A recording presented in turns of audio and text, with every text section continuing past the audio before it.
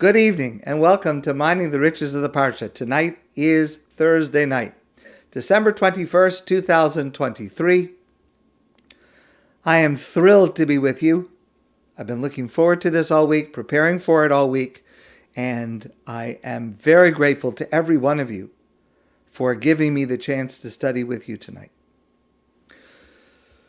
So the suspense is high as our Torah portion begins, the Parsha VaYigash that we read this Shabbos. When will Yosef reveal himself? He's been having this back and forth with his brothers. He knows who they are. They do not recognize him. When will he let his brothers know that he is Yosef, their brother that they haven't seen in many, many years? What is he waiting for? In last week's Torah portion, the Parsha Miketz, Yosef told the brothers to bring Binyamin to him. Binyamin is the youngest brother, ostensibly as a test of their credibility, because they mentioned they have a younger brother at home. So he said to them, bring your younger brother, I want to see him. But they do.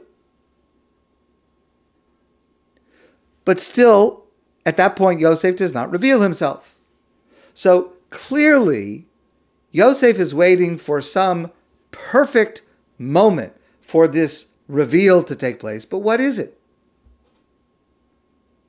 And then also, at the end of last week's Torah portion, Yosef arranges to frame Binyamin for stealing his silver goblet. He tells his own workers that Vezgvi Gevia HaKesef Tasim Bifiam Tachas Hakoton. Take my silver goblet and place it in the bag of the youngest one of them, that's Binyamin. And he's going to call them back and he's going to accuse Binyamin of stealing his silver goblet. It's monstrous. And by the way, Binyamin is the only brother that did not participate in all the problems. Also, Binyamin is his only full brother. It is only he and Binyamin that share not only the father Yaakov, but the same mother Rachel. How could he do such a thing? So when the brothers, still mystified, are confronted with the accusation that someone stole a goblet from Yosef, of course, they didn't realize that Binyamin was going to be framed for it. They give an exaggerated response. They say, whoever one of us stole from you, he should be killed. Now, obviously, that's not even, it's an exaggeration. But because they were so certain that we didn't do it. Yosef responds and says, no, that's not what should happen. Asher yimatzeh ito yiyeh li eved, vatem tiyu nikiyim. Whoever among you was found to have stolen from me, that person should be punished by becoming a slave here in Egypt. The rest of you can go home. And that sounds, on the surface, that sounds like a reasonable response. If someone steals something, they have to be punished for it. Vayomer, and then Vayimsa Hagviyam Ba'amtachas Binyamin. Then they find this silver goblet in the bag belonging to Binyamin. And it just doesn't make any sense. Vayomer Yehuda says, Ma nomer ladoni. What can we say? He says to Yosef. Ma nedaber ma nitztadak. What kind of excuse can we give you? There is no possible explanation for what has happened. It can only be hu alakim matzah es avon avodecha. We're being punished by God. And so Yehuda suggests an alternative response. Hinenu avodim ladoni. We will all become your servants. We don't know what's going on. But clearly you have found that we've done something wrong. We should be your servants.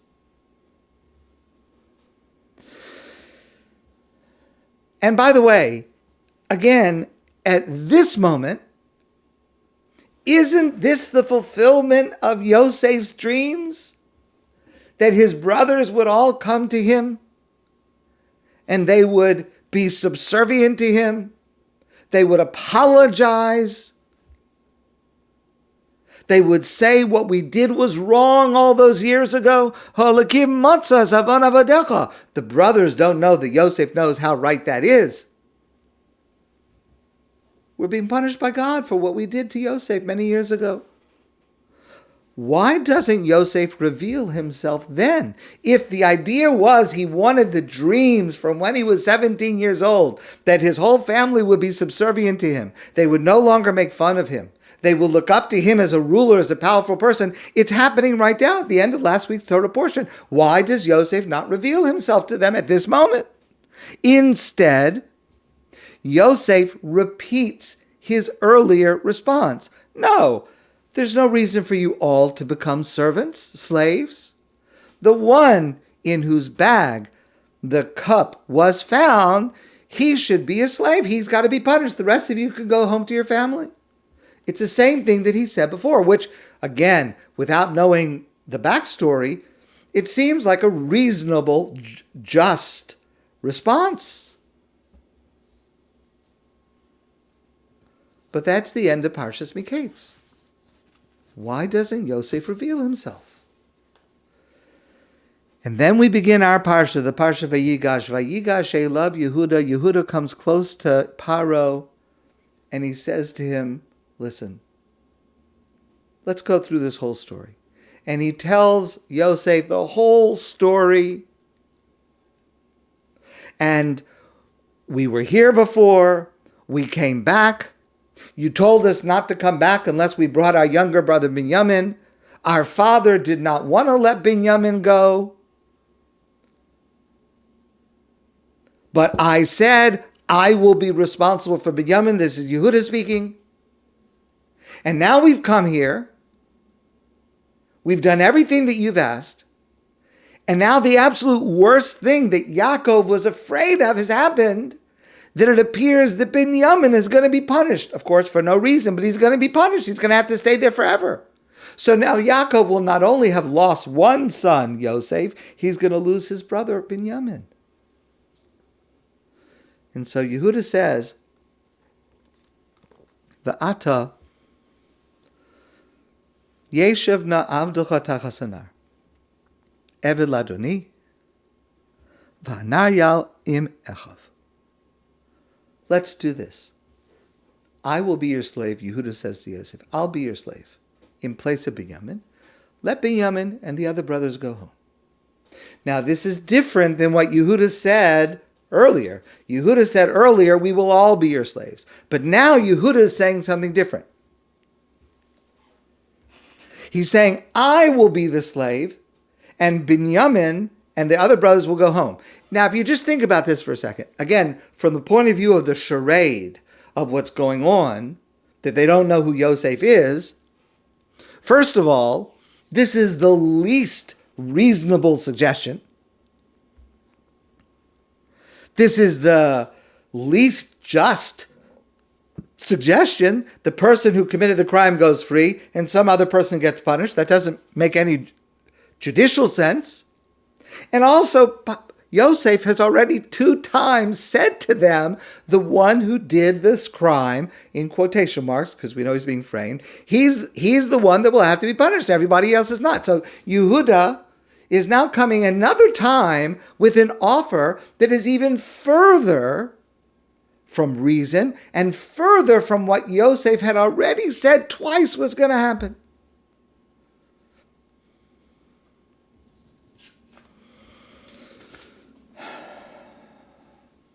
But somehow,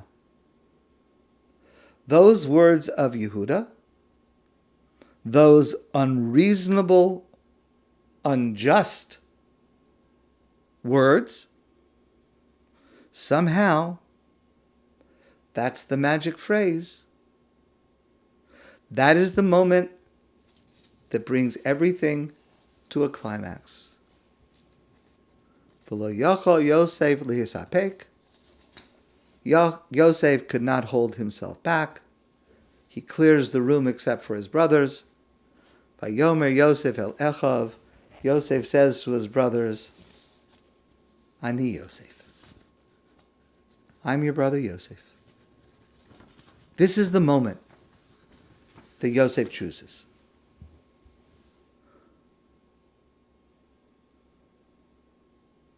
This is what Yosef was trying all this time, all of these years, to orchestrate, that this moment should occur.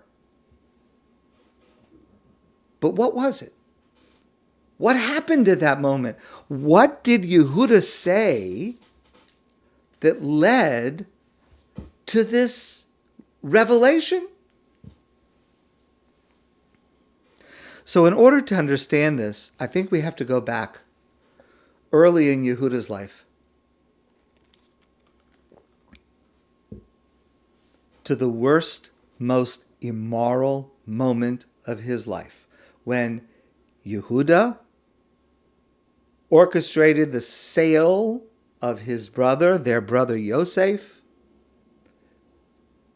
as a slave to go down to Egypt. And then Yehuda instigated that they lied to their father Yaakov. The worst thing that Yehuda did, the worst thing that a brother certainly could have done. Then there's another passage, you remember from last week's Torah portion. There's another passage, a troubling passage concerning Yehuda and Tamar. Remember, Tamar is this woman that was married first to the first of Yehuda's sons. His son died. She married the second son. That son died. She wanted to marry the third son. Yehuda put her off. She managed somehow, and it's a very strange story, and I'm not going to, we've discussed it other times. She has, in a way that Yehuda doesn't realize who it is, she has relations with Yehuda, and she becomes pregnant. And when it becomes clear that this woman, who is kind of part of the household, but not really a relation at the moment, is pregnant, presumably out of wedlock, Yehuda says, not knowing he's the one, he's the father, he's the one, he says she's got to be punished. And Tamar doesn't say anything. Tamar doesn't speak up because Tamar does not want to embarrass Yehuda, because Yehuda is really the one who had the relations, by whom she's pregnant. And all she says is, Haker na. Whoever recognizes these objects that I have, that's the objects that were given to her in payment as a, in quotation marks, prostitute. Whoever recognizes this is the person by whom I am pregnant. But she did not name Yehuda.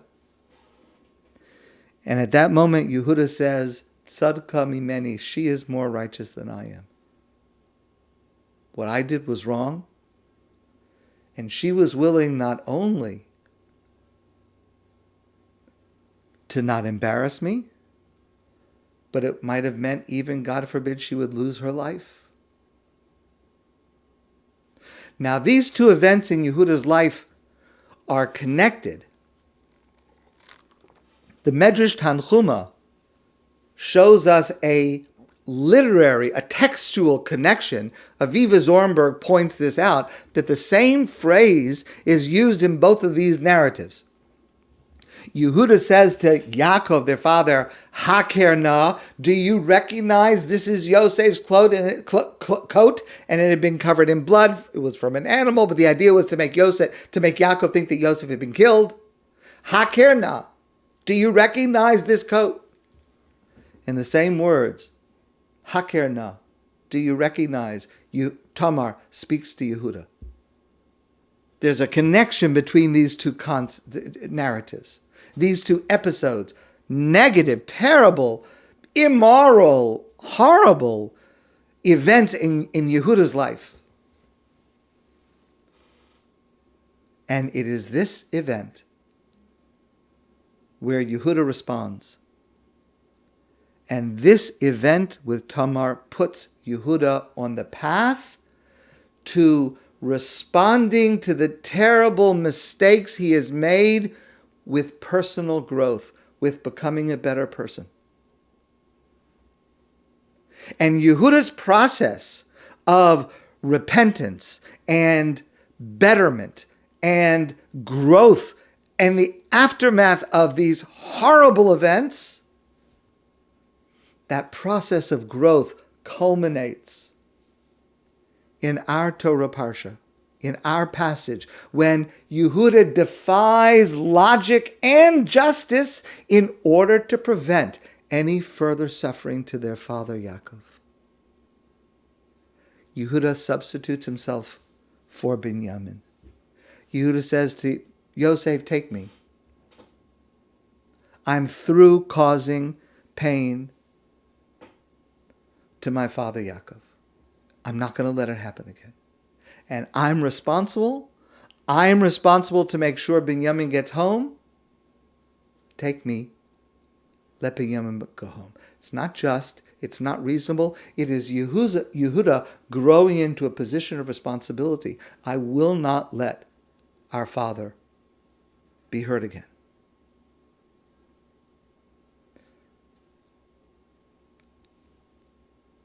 And that is the moment when Yosef sees that the narrative has come full circle.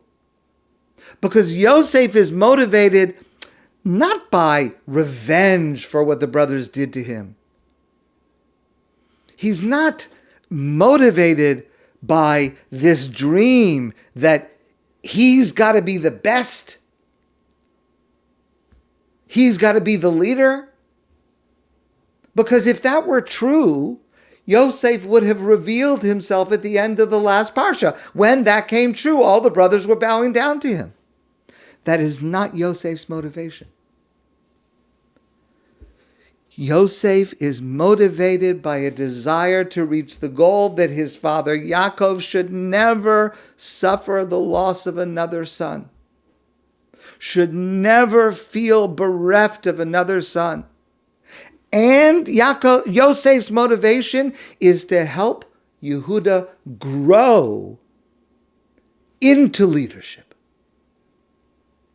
That's why this is the moment Yosef reveals himself. Because this is what he was trying to do. Help cement and finalize Yehuda's growth, return from the terrible things he did before. And Yehuda, as a result of his own loss, his own mistakes, he recreates himself into someone else. He recreates himself into someone who won't let it happen again. And that is what Yosef was trying to assist, to facilitate Yehuda to do. And the moment Yosef heard those words, that's the moment. That was the goal all along. Not petty jealousy, not because he wanted to see his brothers squirm.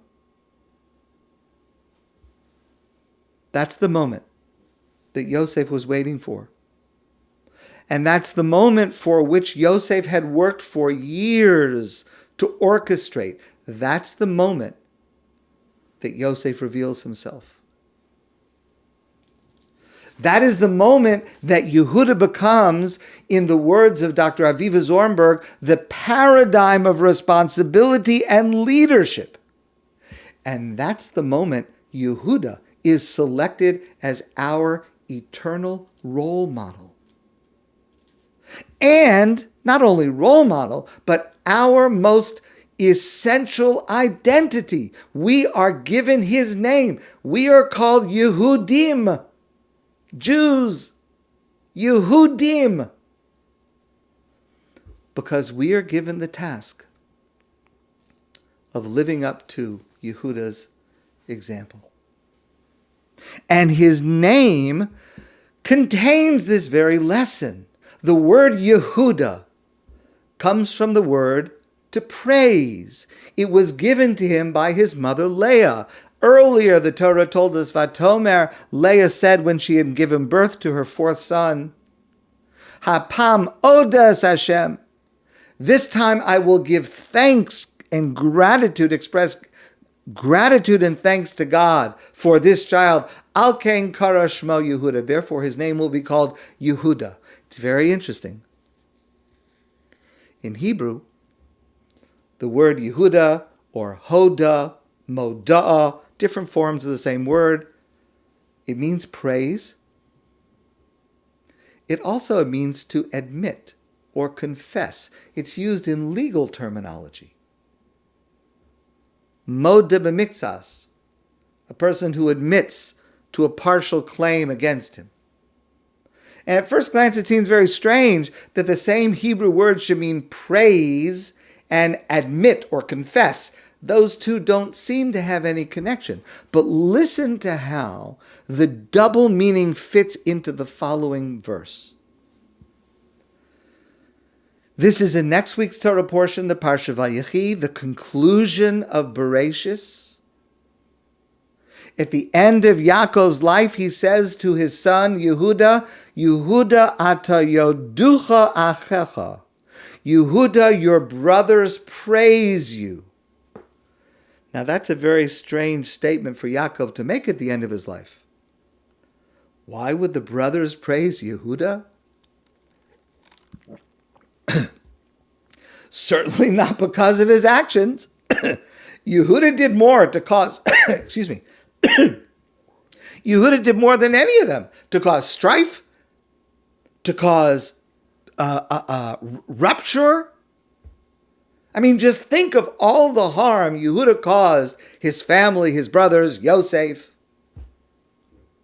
Think of the fear and the panic and the guilt he caused all of his brothers through the process of selling Yosef and then coming down to Egypt, being accused falsely. The brothers are certainly not praising Yehuda because of his actions. Rather, as the Targum says, Yehuda at adis velo bihisasa. Yehuda, we praise you that you admit your mistakes and you take responsibility for them. The truest praise of someone is their ability, not their ability to never make a mistake, that's not realistic, but the ability to admit their faults and take responsibility.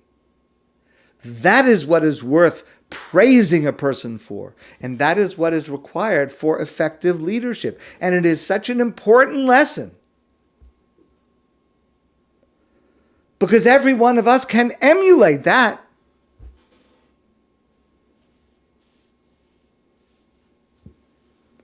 None of us can be Reuven, the firstborn son. None of us can be Yosef with all of his extraordinary abilities and opportunities. But we could be Yehuda. Because I'll just talk about myself. I could be Yehuda if I worked on it, because I certainly make the mistakes. The mistakes I've got, the first part I've got. I'm a genius at that. Now if I could just get to the second part, to take responsibility, to fix them, to become a better person because of it. That's what Yehuda was able to do. And that is precisely why it is our name, because it is a role model that we have the potential, to live up to. It's not easy to admit your mistakes. And it's not easy to find ways to grow as a result of them. But it's possible. And that is what we as Jews are called upon to do. That is our most essential identity. To be Yehudim, to be Jews, to emulate Yehuda.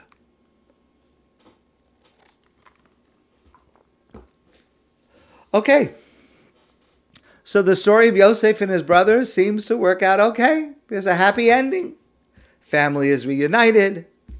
They're unified. Very nice. Turns out it's not really so nice. and everything is not really so fine. So let me start this with a story, an incredible story. It's a story about Rabbi Moshe Feinstein, one of the greatest Torah scholars of the previous generation. He was once in his living room with two men, and these two men had had a dispute, and they turned to Rav Moshe to adjudicate the dispute, and Rav Moshe had decided the case. Now he turned to one of the men and said, Reuven, I'm making up this name, it's not his name, but I'm just saying, Reuven, ask Shimon, I'm making up that name also, Reuven, ask Shimon for forgiveness for what you did to him, because I found in Shimon's favor. You harmed him. Ask him for forgiveness. And Reuven says to Shimon, I'm sorry for what I did. Please forgive me. And Shimon says, it's fine. It's not a problem. We're okay. Rav Moshe turns to Shimon and says, no, tell him that you forgive him. Shimon says, I'm not angry. The case is decided in my favor. Everything is fine. We're fine. It's all good. Rav Moshe looked Shimon in the eyes and said, Shimon, tell him explicitly that you forgive him. Shimon says, Reuven, I forgive you. And they shake hands and they leave. A student was present.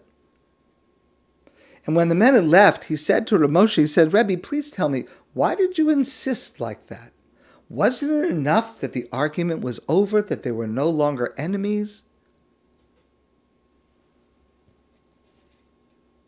And listen, please, to the answer Rav Moshe gave to the student. There is a section of our davening, of our prayer service on Yom Kippur in the afternoon. Unfortunately, it's not as well known as Kol Nidre or Nasana Tokef. We usually get to it in the afternoon when a lot of people have already left, at least in our community, a lot of people have already left. But it is a dramatic and crucial part of Yom Kippur. It's the section of prayers that starts, Eile Ezkara, these I remember. And it is a retelling of the torture and martyrdom of 10 great rabbis, among them Rabbi Akiva, about 1900 years ago, at the hands of the Romans. Now, one of the great difficulties these prayers raise is the unanswerable question of the suffering of the righteous, and if people can be punished for the actions of others. It's very troubling. It's very painful. The prayer begins by quoting the rationale of the Roman governor for this reign of terror. Now, this is not meant to be a literal historical account, but it's to convey the lesson our rabbis want us to learn from these events, especially at that very, very holy moment. So in the prayer we recount, the Roman governor says that he is imposing this suffering as punishment for Yosef being sold by his brothers into slavery, which happened more than 1,000 years earlier.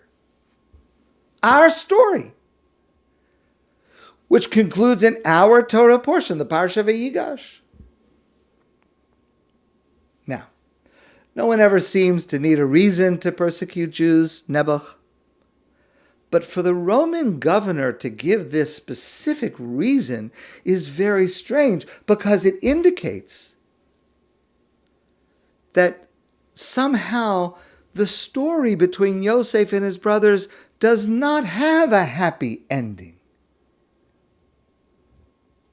We were still being punished for the sins in that narrative over 1,000 years later. And that's because the narrative in our Torah portion continues that Yosef reveals himself to his brothers, and they are very frightened. They did this terrible thing to him years earlier, and now he is second in command of the most powerful nation in the world. Literally, their lives are in his hands, and they ask him for forgiveness. But he's gracious to them, and he says to them, don't be upset. We're okay. It was all part of God's plan that I should be able to provide food for you during this famine. Don't worry. I will take care of you. I'll take care of your children. It's okay.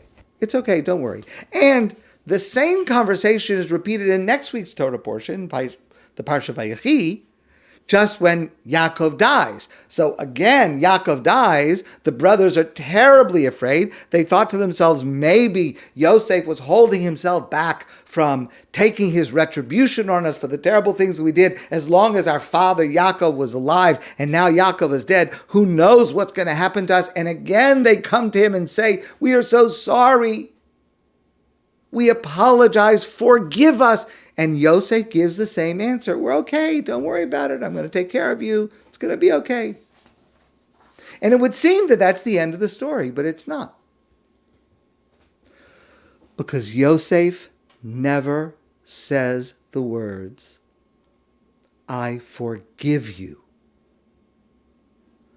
The hurt was never resolved. And that hurt was available to be used as a pretext 1,000 years later for terrible suffering among the Jewish people. And Rabbi Moshe Feinstein said, that's why I spoke to Shimon like that.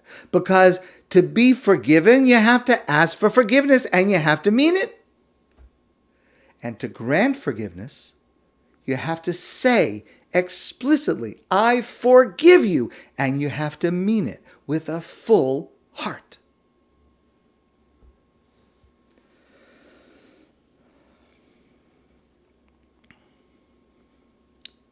So first, let me share from Marjorie Ingal, and this is good advice all the time, to make a meaningful apology. If you are sorry that what you did to somebody, you have to take ownership of the offense. Don't say, I'm sorry if you were offended. Don't say, I'm sorry that you were offended, using the passive voice, that somehow it just happened to you. You have to take ownership of what you did. I'm sorry that I offended you. I'm sorry that I hurt you. Please forgive me. And also, don't ever say, I'm sorry you misunderstood what I was saying. As if the real problem is that you're too stupid to understand what I really meant. If you hurt somebody, take responsibility for what you did. In a meaningful apology, don't try to justify or excuse yourself. I'm sorry you took it the wrong way. I was only kidding.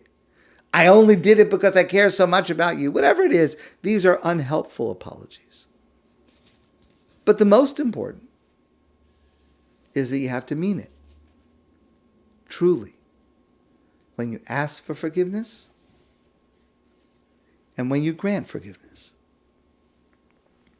Let me share one last story about Rabbi Moshe Feinstein. So,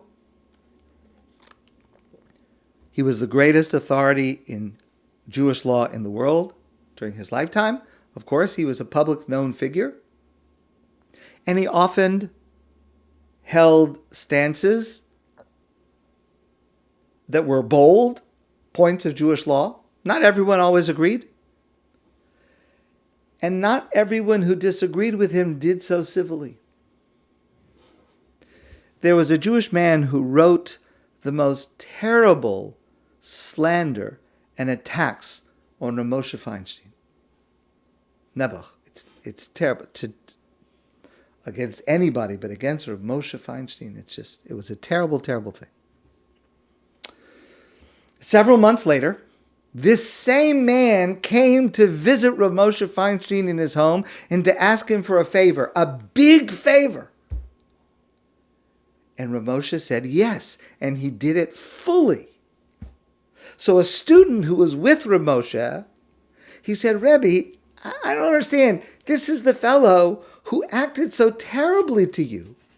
And why did you have to be so generous with doing this favor for him?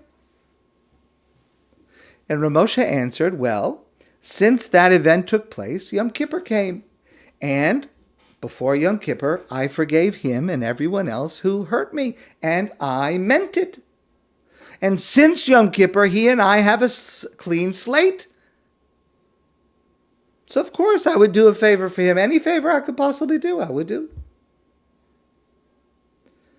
That's what it means to forgive with a full heart. And yes, that's Rabbi Moshe Feinstein. Few can match him.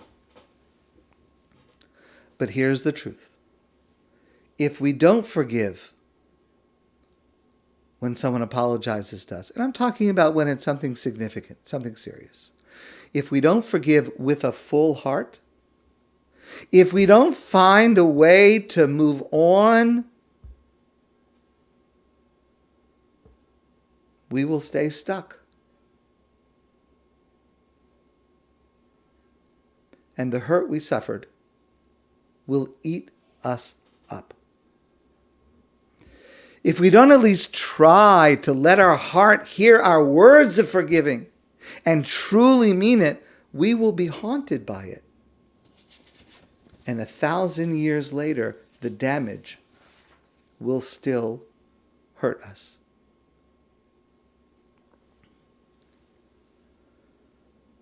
Let me share one last piece for tonight. Tonight and tomorrow is Asara B'Teves, the 10th day of the month of Teves in the Jewish calendar. Early tomorrow, Friday, starts the fast day. It's interesting. The way our Jewish calendar is arranged, this is the only fast day that can fall on a Friday. And it is a strange way to come into Shabbos. You can't come home and taste the kugel Friday afternoon. All the other preparations for Shabbos proceed as normal, except for no eating and no drinking. The fast ends tomorrow evening when we make Kiddush on Friday night. Now, if you're coming tomorrow to ADATH, which I would love for you to do, this is probably true in other synagogues as well, Mincha starts earlier because, like other fast days, Mincha, the afternoon service, is longer because there's a Torah reading, there's a Haftorah reading. Mincha at ADATH tomorrow is at 3:40 p.m. Please join us. And our Friday night service will be significantly shorter than usual. I will not be speaking. We'll be a little bit hurrying things along, still within the spirit of Shabbos, but we want to make sure that people can get home and make Kiddush and break their fast with a Shabbos dinner. Now, just by the way, if someone is very hungry and anxious to eat, it is permitted to sing Shalom Aleichem and then make Kiddush. And then after Hamotzi, when you've had something to eat, you could sing Eshes Chayil, you could do the other songs that you sing. Anything else you would normally sing before Kiddush, you could do it after Kiddush. In the past, we have discussed together the several reasons for this fast day. Primarily, it's the day that began the siege around Jerusalem that ended 2.5 years later with the destruction, the Churban, the destruction of the first temple, and the exile of the Jewish people to Bavel, to Babylonia. In modern times, the chief rabbis of Israel designated this day, tomorrow, the 10th of Teves, as the day of general Kaddish for all those who perished in the Holocaust, whose date of death is unknown. And so there are many people who tomorrow will say Kaddish for someone who passed away in the Holocaust, where we do not know the yahrzeit. We don't know the right date to say because it's not known. So many people it happened to Nebuch. A few years ago, Sivan Rahab Meir was together with Rabbi Yisroel Meir Lau. Rabbi Yisroel Meir Lau is the former Ashkenazi chief rabbi of Israel. Currently, his son, Rabbi David Lau, holds that position. Rabbi Yisroel Meir Lau is a unique, amazing Torah scholar, teacher, spokesperson for the Jewish people. He's an incredible person.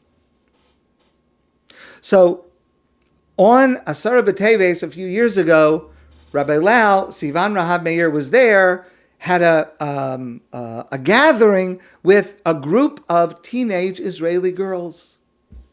And he was talking to them, he was explaining to them about Asara B'Teves, the 10th day of Teves, the reasons that we fast, why it's a fast day, what we're supposed to learn from it.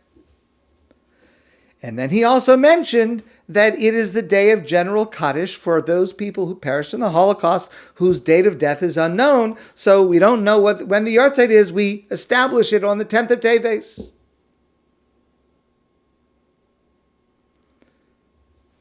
A girl who was there asked the question.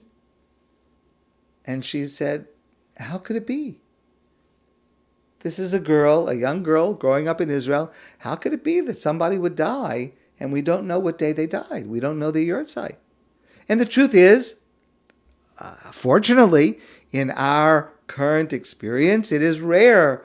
It does happen once in a while for various reasons. And Nebuch, what we're seeing in Israel with the hostages, it is happening that we don't know the exact date of death of those people who we know have died, Nebuch. But it is rare within the scope of the world of world Jewry. It's rare. And so this girl asked, how could it be? How could it be that somebody could die? You wouldn't know what the yahrzeit is. And Rabbi Lau explained to her, says, yes, you're right. It really sounds illogical.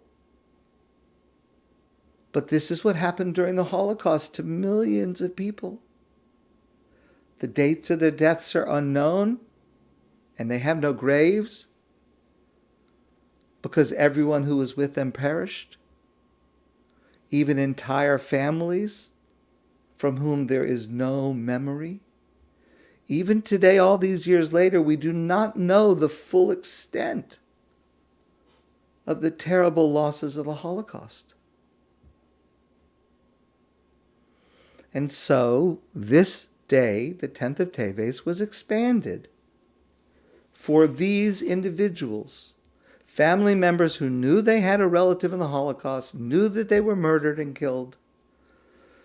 But this is a day that they can light a memorial candle, they can give tzedakah, they can say Kaddish. Okay, interesting question. But then another girl, once we're on the subject of the Holocaust, and of course, Rabbi Lau is a survivor of the Holocaust.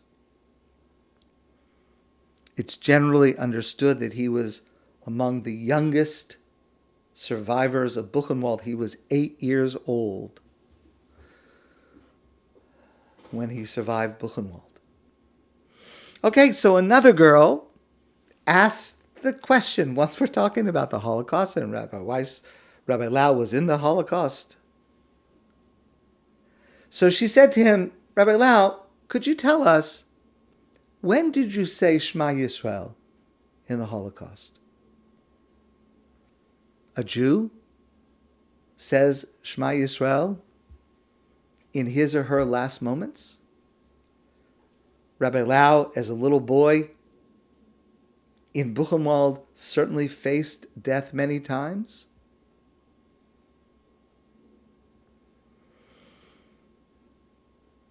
And she asked him, when did you say Shema Yisrael?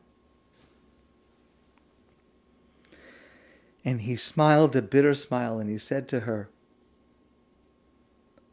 I was 2 years old when the war broke out. And I was 8 when it ended. Why would you think that I knew how to say Shema? Who taught me? The Nazis? I was preoccupied with survival.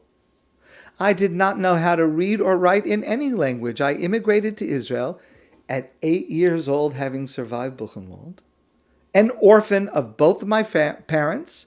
At the age of 8, he had survived Buchenwald. He says, I did not know how to open a siddur. I did not know how to say a single Hebrew sentence. That's what he said to her. So just think about this for a moment. Here's the man who became the chief rabbi of Israel and who was widely considered, certainly by me, although it doesn't mean anything what I say, but certainly by me, widely considered to be one of the greatest Torah scholars, teachers, role models in the world, bar none.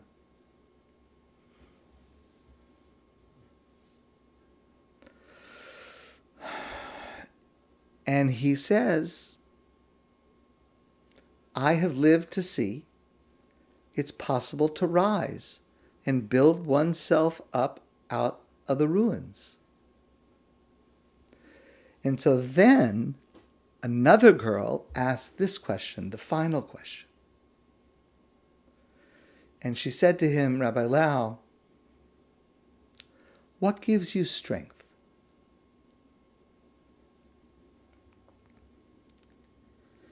And he answered,